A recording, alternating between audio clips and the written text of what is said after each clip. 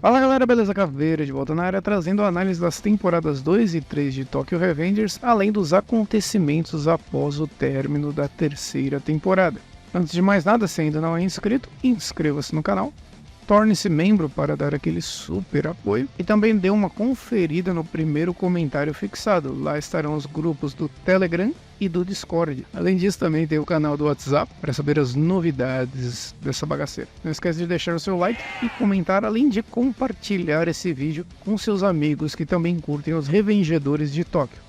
Lembrando que eu já venho falando de Tokyo Revengers desde a primeira temporada. Existe uma playlist especial só de Tokyo Revengers aqui no canal. E no último vídeo eu acabei abordando o princípio dos acontecimentos que corresponde ao arco Black Dragon. Então eu vou seguir a partir desse ponto. Avisos dados, sem mais demoras, bora lá.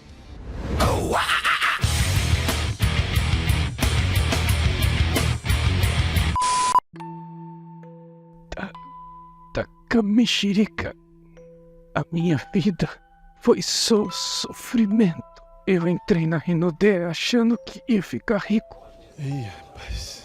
A Thaís Carla pisou no meu pé e eu usei todas as economias do meu vô no jogo do tigrinho. Caracas. A Choquei publicou falando que eu era namorado. Qual é, mané? Parou, hein? Você achou pesada? Então eu te pergunto, por quê? Por que não existe flor preta? Tu é um moleque muito doido. Continuando da onde eu havia parado, após o embate inicial ali contra o Taiju Shiba e contra a Black Dragon, o que acabou resultando na ida meio que forçada do Hakai para Black Dragon, né? A Takemichi acaba revelando ao Shifuyu que ele é um viajante do tempo, e o Shifuyu aceita de boa essa informação, nem tenta internar o Takemichi no sanatório, né? Mas bem, mas até em defesa da obra, pode até parecer estranho e tal, mas as atitudes do Takemichi são tão verdadeiras que ou ele era realmente o viajante do tempo ou ele tava ficando chupeta das ideias. Mas enfim, é uma ficção, lembra? A partir daí, o Takemichi e o Shifuyu buscam meios para evitar que o Hakai mate o líder da Black Dragon, o que acarretaria naquele futuro terrível, onde o Shifuyu foi morto pelo Kisaki. É legal porque às vezes a obra toma um rumo mais cômicozinho e tal. O Takemichi e o Shifuyu tentando convencer o Mike ali de intervir na luta, usando comida e tal. Enfia no cu. Ou às vezes indo para um campo um pouco mais sério, porque até como eu falei no vídeo anterior, o Mitsuya é amigo de infância do Hakai e da Yuzuha, que é a irmã dos dois, do Hakai e do Taiju. No final das contas, com a ajuda improvável do Kisaki, eles conseguem bolar um plano para dar cabo do Taiju Shiba, impedindo assim o trágico futuro que estava por vir. Aqui algumas informações relevantes são apresentadas, que a Hinata conheceu o Kisaki no passado, e ele já dava indícios de que a amava em segredo. Além disso, temos um flashback, de muitos que acontecem aqui, né? Mostrando o Takemichi, mesmo ele sendo um cocôzão, acabou salvando a Hinata e o Kisaki no passado. O que explica o porquê do Kisaki se referir ao Takemichi como o meu herói, antes de plantar uma azeitona na cabeça dele lá na linha do tempo anterior, que abriu essa temporada. Além disso, dois personagens são inseridos aqui, o Hajime Kokonoi e o Akane Inui, eles que têm um papel bastante importante ao longo de todo o Tokyo Revengers, mas basicamente aqui o Kokonoi financia a Black Dragon. Que eu sou rica! De qualquer maneira, como eu falei, eles são mais aprofundados futuramente aqui em Tokyo Revengers. Antes de ir para a parte mais reflexiva e efetivamente para a conclusão desse arco e dessa temporada, vale um ponto positivo. Nessa parte da história, várias pontas são conectadas, como o lance do Kisaki chamar o Takemichi de meu herói e tal. Além de termos, por exemplo, uma explicação do porquê que o Mitsuya é tão apegado ao Draken e o porquê da tatuagem do Draken ser aquele dragão. E além de servir meio que como um indício de que vai ser o futuro da vida do Mitsuya. Quando eles eram crianças, o Draken encontra o Mitsuya grafitando uma imagem de dragão na parede. Ele gosta muito dessa imagem e nas palavras dele, ele acaba pegando ela pra si. Até pro Mitsuya pagar o bife que o Draken deu pra ele, né? Após ver como o Draken protegia as mulheres do puteiro de onde ele foi criado, o Mitsuya começa a admirar ele e tem como uma imagem de inspiração mesmo. O que explica a sua devoção com a sua família, suas duas irmãs basicamente, já que a partir desse ponto ele vira meio que o homem da casa, né? E acaba que ele e o Draken fazem a mesma tatuagem na cabeça. O Mitsuya, apesar de usar o cabelo mais comprido ali e tal, ele também tem a mesma tatuagem que o Draken tem na cabeça. E é uma cena bem engraçada, bem bonitinha também.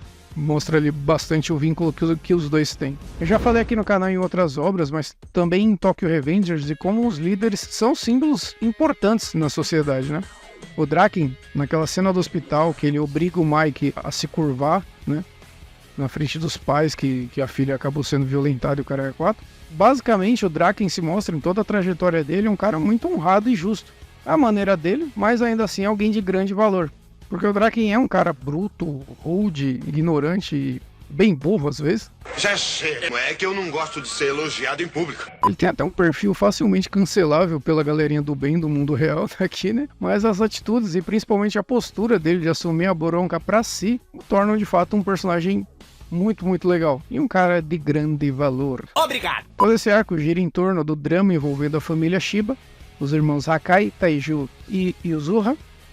Tendo perdido a mãe muito cedo e com um pai ausente, a família Shiba acabou ficando a cargo do Taiju, o irmão mais velho, que, tendo consciência de como o mundo é cruel e sujo, impôs sobre seu irmão uma exagerada e rígida doutrina de violência descabida e sem sentido, punindo ele com muita agressividade.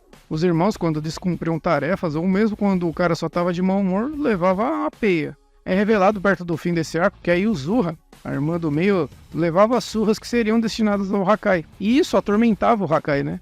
Além de mostrar uma resiliência absurda da garota. E ainda criança suportava tudo isso para proteger o irmão. Aqui a gente traz um ponto de reflexão muito interessante, na minha concepção, o ponto mais positivo de Tokyo Revengers, que são os conflitos sociais e psicológicos que a obra aborda. Não que seja justificável, mas é relativamente compreensível entender o caminho que o Taiju Shiba adotou. Primeiramente, a responsabilidade de cuidar de uma família caiu sobre suas costas. A mãe morreu cedo e o pai foi comprar cigarro, né? Que é quem devia arcar com a responsabilidade, mas basicamente o maluco desapareceu no mundo. Além disso, desde cedo envolvido com o crime e com a face cruel do mundo. E por ser alguém fisicamente mais forte desde jovem, criou na cabeça dele um entendimento cruel sobre o que é a realidade. A violência e o poder reinam sobre tudo. Então é assim que eu devo criar meus irmãos, basicamente. Para que eles se protejam do mundo cruel que nos cerca. Ele não teve ninguém para dizer e para o direcionar para um rumo correto, de que a violência não tem que ser um caminho e não deve ser tratado como uma resposta válida. Aliado a isso, está em um ambiente como o mundo do crime, onde a violência e o poder são coisas que embriagam a pessoa, que afetou a todos à sua volta. O Taiju nunca teve amor e carinho de fato. Para ele, ser cruel e violento era a única maneira de demonstrar afeto. E sim, é um afeto bem fudido, mas é isso, né? Foi dessa maneira que o mundo ensinou o Taiju. Curiosamente, e até propositalmente talvez, né? Mas como o cristianismo prega a salvação através do sofrimento, a gente tem o Taiju, que é um cristão fervoroso, e como todo bom cristão, espanca a sua família.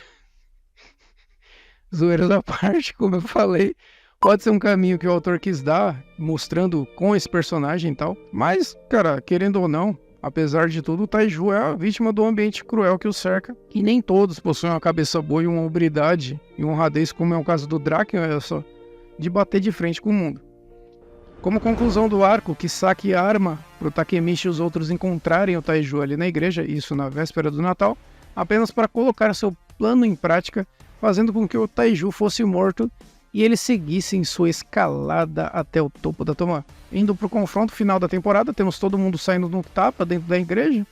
Quer dizer, só me corrigindo, todo mundo tomando um cacete do Taiju, com um único destaque positivo ali para quando o Takemichi consegue acertar um soco e dar uma desestabilizada, uma desestruturada no Taiju, com uma cena bem legal. Tá certo que o Taiju já tinha tomado uma facada nas costas, mas tudo bem. Eis que quando tudo não parecia ter solução, o Mike aparece e mete-lhe uma bicuda no meio da cabeça, enquanto o Draken dava cabo de todos os outros membros da Black Dragon que estavam do lado de fora da igreja.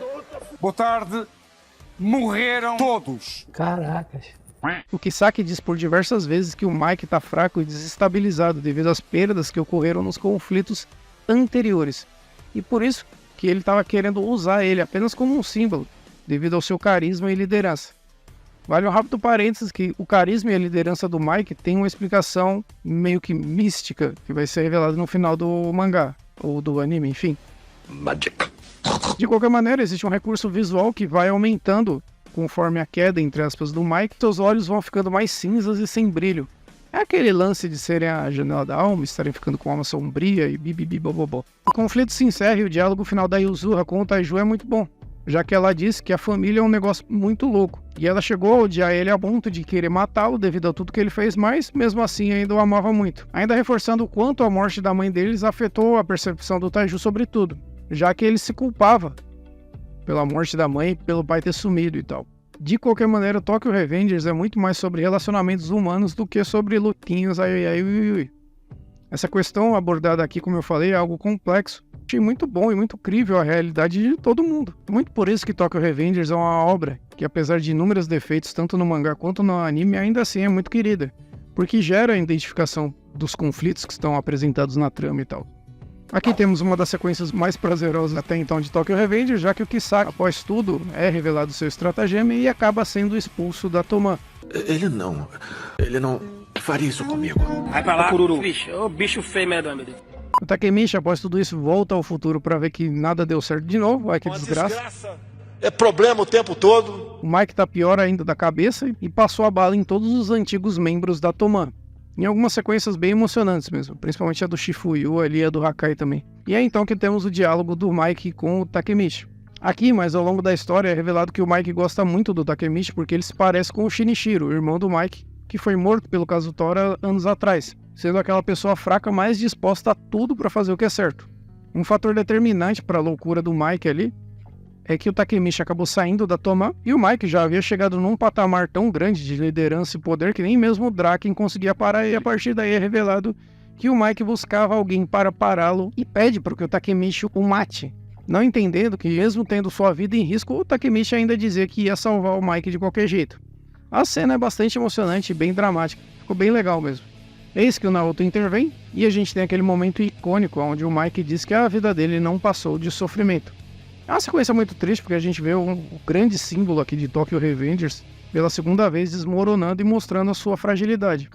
Fator esse até então meio que inexistente na história aqui da obra.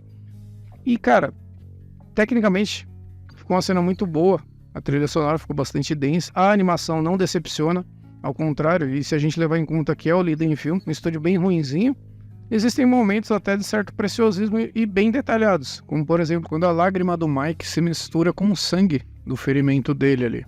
E até para não terminar como a temporada passada e fugir um pouco da fórmula repetitiva, aqui o Takemichi retorna ao passado, sabendo que o seu objetivo é salvar o Mike de alguma maneira, não podendo sair do seu lado. Eis que uma nova e mais ameaçadora gangue aparece, a Tenjiku, detonando todos os membros da Toman e sob o comando de Kisaki, que vem com sangue nos olhos pra botar no bumbum de Takemichi sem dó. Kisaki!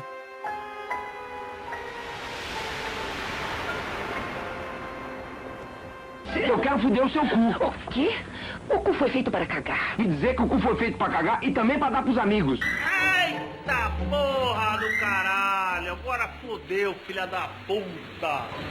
Com o final da segunda temporada e o começo da terceira, aqui temos um dos grandes, se não o grande ponto negativo de Tokyo Revengers sendo apresentado, que é a repetição da fórmula até a sua exaustão. Basicamente, o Takemichi vai impedir a morte de alguém, vai pro futuro, tudo continua dando errado, volta pro passado, uma nova gangue aparece, tem alguma relação com o passado da Toman, flashbacks 1000 acontecem, tem o confronto principal, e aí, de alguma maneira, o Mike e o Draken se envolvem na pancadaria pra descer o mangusto em geral. O problema dessa repetição excessiva é que, além disso, muitos personagens novos acabam sendo inseridos e têm seus passados desenvolvidos com inúmeros flashbacks, e no próximo arco isso acontece diversas vezes de novo. Parece até que o Ken Wakui viu que a fórmula deu certo e repetiu a exaustão. Até um ponto meio que ele não sabia pra onde ir, infelizmente. Eu estou sem saber onde é que eu estou.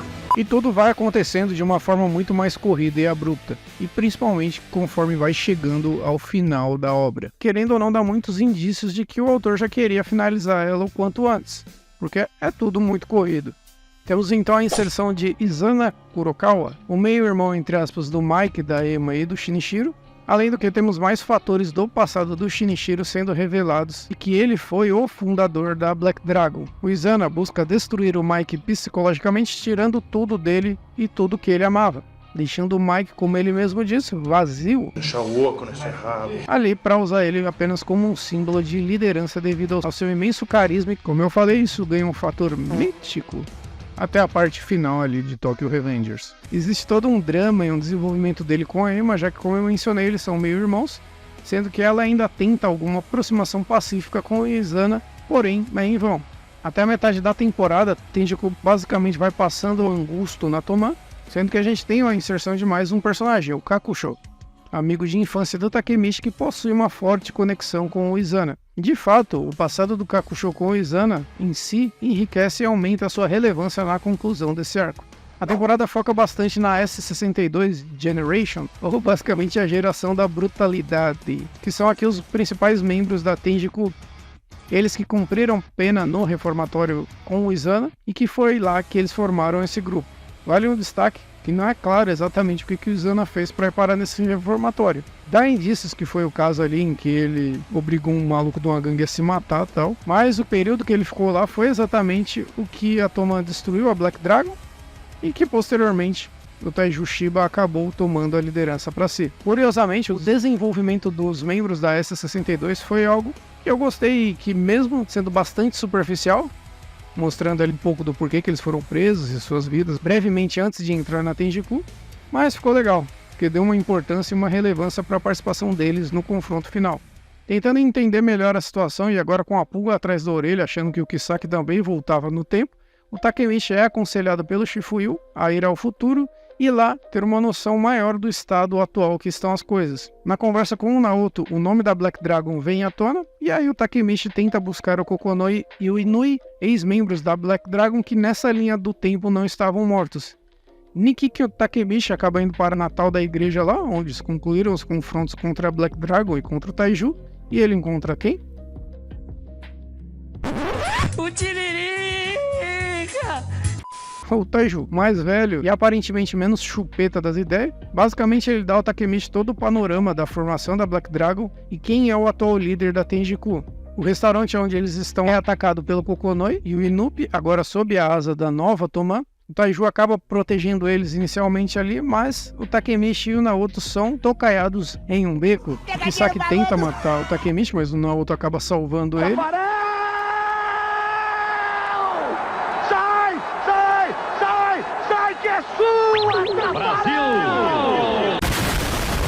E em seguida, Kakusho, mesmo que relutante, atira no Takemichi, mostrando que ele é totalmente cego e devoto ao Izana. E isso é um fator importante não apenas para a conclusão desse arco, mas também para os acontecimentos futuros que compreendem o arco final de Tokyo Revengers. Mas uma cena bastante emocionante e forte acontece, já que o Naoto, perto da morte, diz o quanto admirava o Takemichi por seguir em frente de novo, sem desistir jamais. É muito bonito, é muito poético. A parte em que o Naoto diz que dá medo de morrer, essa parte ficou bem de cortar o coração mesmo, já que mesmo ele não sendo uma figura tão presente na história, ele é um fator de extrema importância e uma figura marcante aqui. Antes de morrer, eles dão as mãos e o Takemichi acaba voltando pro passado.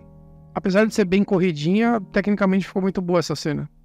Consegue dar o peso necessário ali. Para piorar a morte do Naoto no futuro, isso meio que quebrou a conexão que o Takemichi tinha com o futuro, então ele não consegue mais fazer a viagem no tempo. O que de fato dá uma tensão e um peso muito grande aos acontecimentos futuros da obra, já que agora toda vez que o Takemichi dá um passo errado em sua jornada, não vai mais conseguir reverter os acontecimentos com suas viagens no tempo. Aliado a isso, enquanto ele resmungava ali meio que depressivo num parque, acaba falando, né, que não consegue mais viajar no tempo, achando que era o Naoto que estava atrás dele, mas na verdade era a Hinata. É uma coisa que serve ali para reforçar ainda mais os sentimentos dos dois, além de que é um fator determinante para a grande virada aqui na conclusão desse arco. Outro ponto importante vem com a traição do Muto e do Harushio Sanzu. Como os dois não foram tão desenvolvidos até aqui, acaba sendo que uma traição que não gera lá tanto impacto. Mas de qualquer maneira, o Sanzu é um personagem que ganha uma grande importância próximo ao final da obra. E aqui é outro ponto meio meh de Tokyo Revengers também, tá? Porque daqui pra frente vão aparecer personagens que conheciam o Mike desde sempre, mas nunca foram mencionados na história. Enfim, essa traição é um fator determinante para a ruptura da relação do Inui e do Kokonoi, mas a mudança de lado dos dois em si é mais surpreendente que ela acarreta futuramente do que de fato pela traição. De qualquer maneira, para fins de acontecimentos atuais, isso resulta na ida forçada do Kokonoi para Tenjiku e o Inui para Toman. Pro grande momento de impacto da temporada, até aqui, temos um foco muito grande na Emma.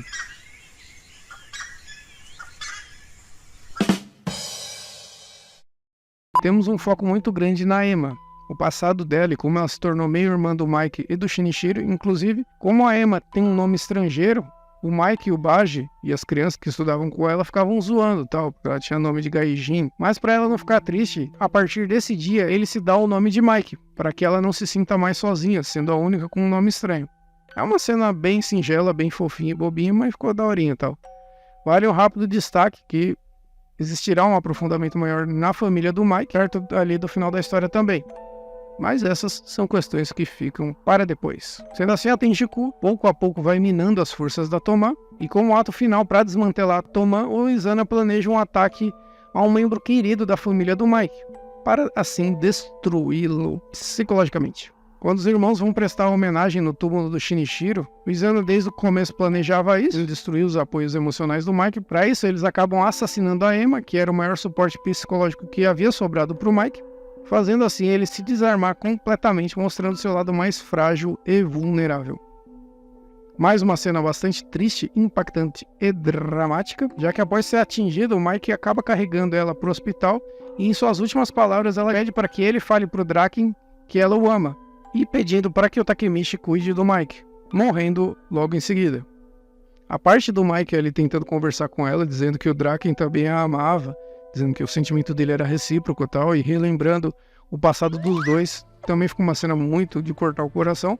E aqui basicamente a gente é o Takemichi vendo a cena, tá ligado? Vendo essa situação extremamente triste e não podendo fazer nada a não ser chorar, basicamente.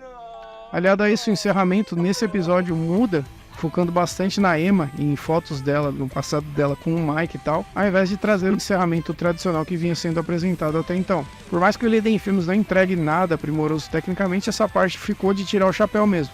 O estado que o Mike fica totalmente destruído juntamente com o Draken, ali é foda, cara. A cena do Draken na frente do corpo da Emma ficou embaçada, na moral. Psicologicamente destruído, moralmente abalado e triste.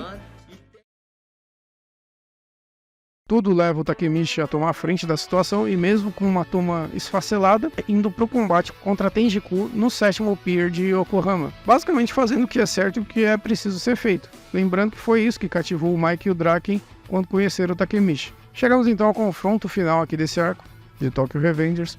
Ele tem uma construção muito boa e de fato é a melhor sequência de combate que foi entregue até aqui. Toda a geração da brutalidade luta nesse confronto contra o restante dos membros da Toman. E o ponto muito bom é que vários personagens têm o seu momento de destaque. O P, por exemplo, tem uma participação muito significativa, assim como o Hakai e o Angry também, que ativa um modo meio que Super Saiyajin e sai descendo a porrada em todo mundo. Fusca azul.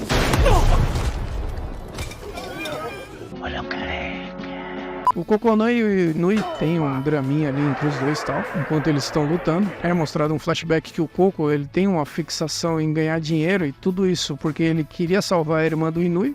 Ele era apaixonado pela irmã do Inui e existe até uma certa obsessão dele pelo Inui, porque ele parece com a irmã, né? Vou até uma bitoca dele ali. Broderagem. O quê? Broderagem. O quê? Broderagem. É muito forte. E é mais um círculo de pessoas traumatizadas e mal resolvidas. Tokyo Revengers não existiria se a molecada tivesse tudo ido pra terapia, né? Ou se o Shinichiro não matasse Mindy. Temos o ápice da resiliência do Takemichi sendo apresentado, já que ele apanha do Kakusho, toma tiro no pé, depois apanha do Izana, mas um pouco até o cara que tava desenhando batia nele também. Mas o bichinho continua de pé ali, já que querendo ou não ele era o único que podia salvar o Mike e a Toman. É muito bacana, e ao longo de todo o Tokyo Revengers, de como o Takemichi mostra essa questão sobre o indivíduo humano, mesmo, né, dentro da sociedade. No final das contas, mesmo indo e vindo do passado para o futuro, o protagonista aqui constata que por diversas vezes todos os esforços dele são em vão, basicamente. Ele continua sendo ele, com as suas limitações, e no final das contas, nunca vai ser o bastante, né?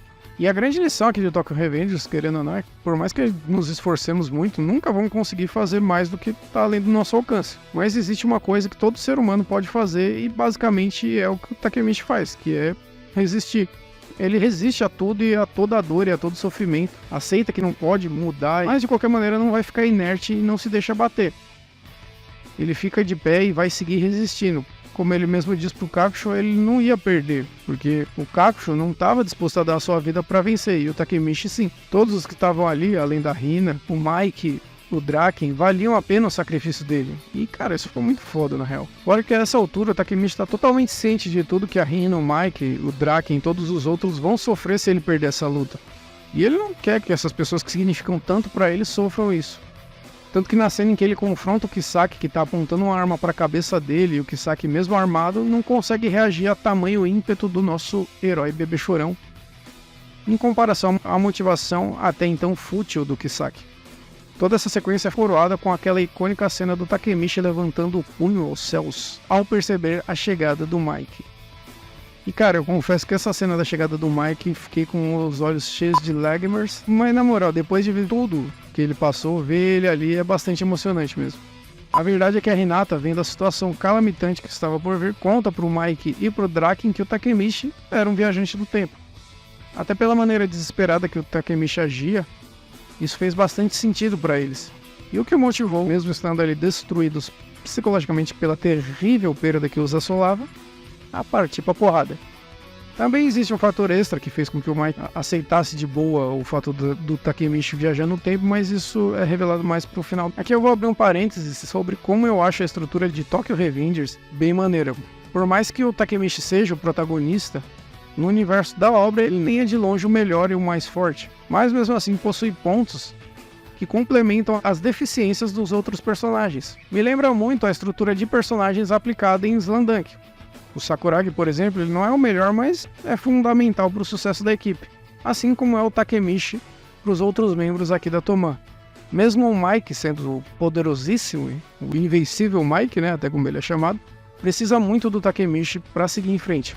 Finalmente temos o Mike e o Izana frente a frente e de fato pela primeira vez são explicadas as motivações do personagem. O Izana não é irmão do Shinichiro, do Mike e nem da Ema. Na verdade ele era filho de outra mulher e não da mãe da Ema, e como era mostrado até agora, sua mãe havia morrido e ele foi adotado por essa família. O fato é que o Shinichiro sempre soube disso e o tratou como um irmão mesmo assim. Ao descobrir tudo, o rapaz se revolta inicialmente, mas acaba sendo acolhido mais uma vez pelo Shinichiro, nutrindo ali um amor meio que doentio e obsessivo por ele, já que após a sua morte arquitetou tudo para tirar o que o Mike mais amava, devido aos seus ciúmes doentio que ele sentia pelo Shinichiro e por julgar que a morte dele foi culpa do Mike, e o que colocou o Izana nessa cruzada doentia muito louca. Cozinho rapado peludo, fala agora. Rapado. Ih, que é isso? Assim como o Taiju, o Izana é vítima da situação, que nunca teve amor de fato. E quando teve, sentiu que nunca ia senti-lo novamente, daí vem a obsessão dele pelo Shinichiro.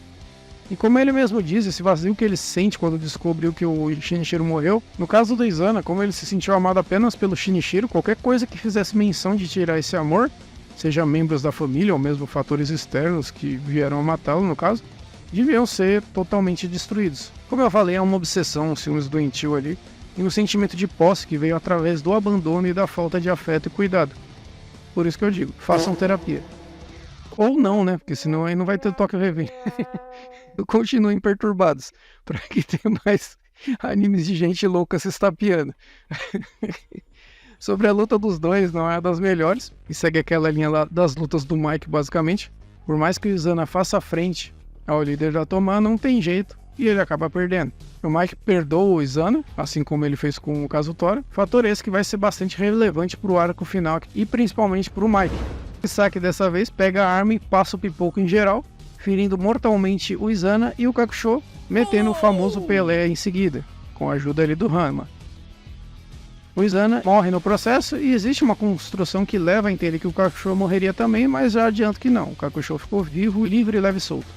Existe de fato nessa altura da história um exagero em flashbacks, e aqui, por mais que seja uma sequência igualmente emocionante, não tivemos tempo de tela suficiente para construir uma empatia com o Kakusho e nem com o Izana. De qualquer maneira, é uma boa sequência e serve mais uma vez para construir o que está por vir em relação ao Mike.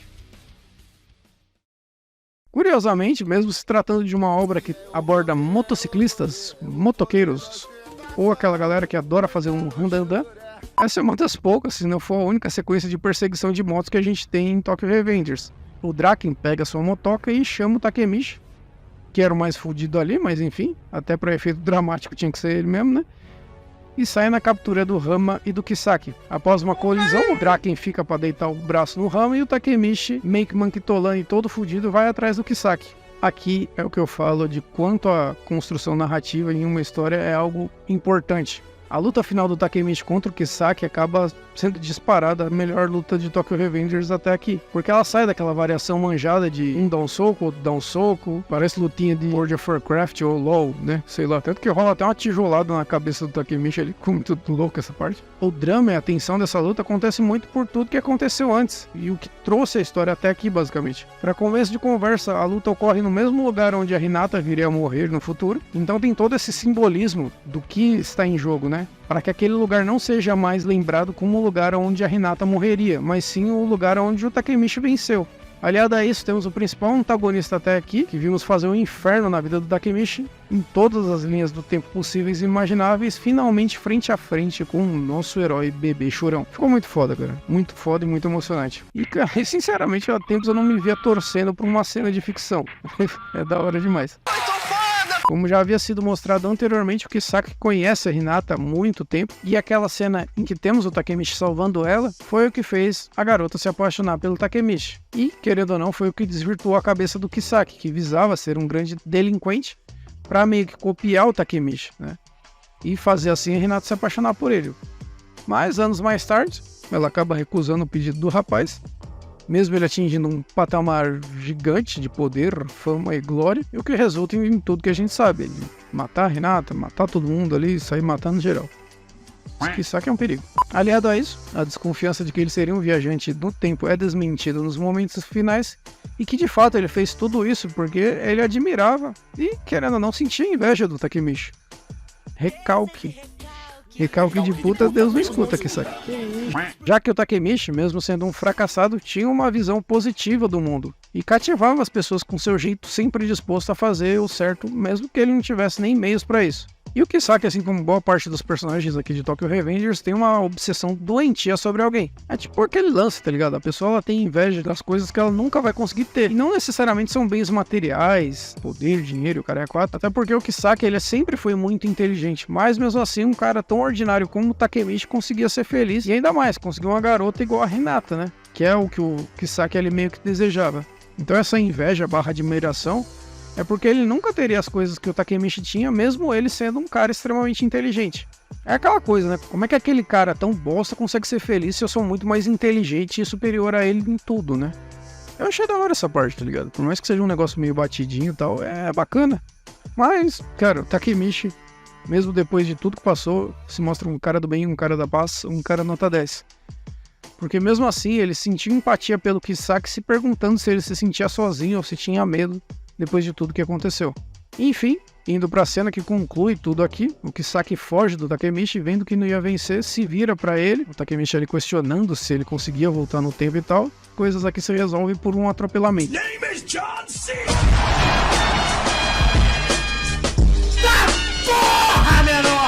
É bastante surpreendente, pra mim foi inesperada, porque eu não tinha acompanhado o mangá até esse ponto. E na real, eu gostei bastante dessa conclusão. Por mais que as atitudes do Kisaki tenham uma motivação, ele era só um doente invejoso do caralho. E além disso, eu não acho que seria justo, tipo, o Takemichi matar ele nem nada, até pra não ser preso e tal. Então, foi uma conclusão bastante satisfatória até aqui. O anime encerra, o Takemichi visitando o Kakusho no hospital ali, dizendo que mesmo com a morte do Kisaki, ele ainda não parava de tremer. Antes de partir para os acontecimentos do mangá, após o fim da terceira temporada, eu quero primeiramente fazer uma crítica geral a essa adaptação de Tokyo Revengers. É inegável, a adaptação do Liden Films é de mediana para baixo. Mesmo se desconsiderarmos que eles não buscam inovar ou diferenciar no ponto de vista da direção, execução e blá blá blá blá, eles acabam querendo ou não trazendo meio que mais do mesmo, já visto em outros animes. Ainda assim é bem fraco se a gente comparar com alguns animes de 10, 20 e até 30 anos atrás, cara. No mais, como a história é muito boa e gera aquele lance da identificação que eu falei, Tokyo Revengers se sustentou bem até aqui. Seguindo então para o mangá e agora abordando os acontecimentos após a morte do Kisaki, temos então um clima muito grande de final feliz. O Mike convoca uma reunião da Toman e nessa reunião diz que tudo deve chegar ao fim um dia, que eles já fizeram muitas coisas e assim ele põe um ponto final a Toman. Lágrimas escorrem dos olhos de todos O Draken até tenta ali argumentar, mas respeita a decisão do Mike. Ele que decide criar uma máquina do tempo ali, aqueles bagulho que basicamente a pessoa enterra as coisas e depois de algum tempo desenterra, né? Simbolicamente seriam 12 anos depois, que é o período que o Takemichi vai e volta no tempo. 12 anos depois eles marcam de se reunir ali para desenterrar e para ver o que foi colocado e tal. É dito que o Takemichi então deveria voltar ao futuro, já que ele não pertencia àquele tempo. Antes disso ele promete se casar com a Hinata e tal. O Takemichi cumprimenta o Naoto e dessa vez consegue voltar ao futuro e acaba aparecendo no casamento do Pá. Aqui temos o destino feliz de todo mundo. O Draken vira dono de uma loja de modos, o Mitsui vira designer e tal. Todo mundo fica feliz, contente, alegre e saltitante. Ai que alegria. O que eu achei bem interessante nesse ponto, e mais uma lição que temos aqui em Tokyo Revengers, é que, querendo ou não, a vida não segue os nossos planos. Vemos aqui um grupo de amigos que tudo deu certo, que todos estão bem e felizes, mas basicamente porque o Takemichi sacrificou muito e tinha capacidade de voltar no tempo para fazer as coisas darem certo. E mesmo assim, muito foi perdido no processo. Por mais que seja recompensador ver esse destino que o Takemichi alcançou, por tudo que ele passou, é ainda uma ponta solta nessa equação. Segundo o Draken, o Mike não apareceu no casamento porque ele estava morando no exterior e trabalhava em um comércio e tal, e não podia fechar e nada do tipo. Niki que chegamos ao momento de virada na história. Semelhante com o que ocorre no começo, Takemichi está lá livre, leve e solto, assistindo o balanço geral japonês, e vê que uma terrível organização criminosa está passando mangusto no Japão. A terrível gangue Bunten. Dentre as figuras que aparecem, tem um homem de cabelos claros com uma tatuagem na nuca que tem o mesmo desenho do brinco do Izana. Takemichi fica meio que inquieto ali e tal, conversa com os ex-membros da Toman e descobre que o Mike na verdade está meio que desaparecido há 10 anos e já me adiantando que sim, é o Mike que aparece ali. Mesmo conseguindo um final feliz para quase todo mundo, o Mike ainda se desvirtua nessa linha do tempo e acaba indo pro caminho do crime, da perdição e do samba do pé. Mais um ponto interessante é abordado aqui, já que todos os ex-membros da Toman meio que aceitam o que aconteceu com o Mike, que esse foi o caminho que ele escolheu e tudo mais, e tudo acabou dando certo para todo mundo. E se o Mike decidiu seguir por esse caminho, todo mundo aceitava e todo mundo achava que estava juntos. Aqui, por mais que não seja o tom que a obra passa, mas eu senti um certo egoísmo se levarmos em conta o quanto que o Mike sempre ajudou todo mundo ao longo dos anos. Takemichi então decide voltar ao passado mais uma vez, só que ao apertar a mão do Naoto, a gente já tem um leve indício de como o poder dele funciona. Que os dois precisariam desejar muito que as coisas mudassem para poder voltar ao passado. Vale um adendo, de como eu já falei umas 500 vezes, mas existe uma explicação de como e o porquê que o Takemichi tem e como funciona o poder dele lá pro final da história. Essa situação então deixa o Takemichi que se vê obrigado a resolver as coisas no tempo presente e sem auxílio do seu poder. Chegamos então ao dia de desenterrar a cápsula do tempo. Vale o destaque que o Mike não aparece nesse dia, e em meio a momentos emocionantes, outros engraçadinhos e bonitinhos, onde os membros da Toman abrem as coisas que eles deixaram na cápsula do tempo, temos a carta do Mike, onde ele praticamente previu o que acontecia com todos os membros da Toman no futuro, mostrando o quanto ele conhecia e se preocupava com todo mundo. E após isso, o Takemichi, quando vai ver a carta que ele mesmo deixou, embaixo da carta dele estava uma fita com uma gravação do Mike para ele. Na gravação, o Mike revela sentir uma coisa chamada tesão por velhas. Ele gosta. O Mike revela sentir uma coisa chamada impulsividade negra. Isso é bem explicado nos acontecimentos finais do mangá, tá? Mas, basicamente, como ele perdeu pessoas que eram alicerce ali pra ele, Shinichiro, Aemo, Baji, o Mike previu que não ia conseguir mais manter o controle das coisas. O que justifica ele ter botado um fim na Toman, meio que para proteger seus amigos e principalmente o Takemichi. Já que ele pede pro Takemichi não procure ele e não tente o salvar. Sendo assim, as buscas do Takemichi continuam. E no final das contas o Mike que acabou encontrando ele. Essa parte em si eu achei bem interessante porque mostra uma faceta bem humana do Mike. Por mais que ele tenha se sacrificado por todo mundo e por mais que isso tenha sido uma escolha dele, ainda assim existe um certo rancor em que ninguém foi ajudá-lo. Isso é uma característica bastante humana, querendo ou não, sentir rancor quando você ajuda a todos e ninguém faz isso por você. Existe um fator extra em relação a isso que, de novo, será bem explicado no mangá.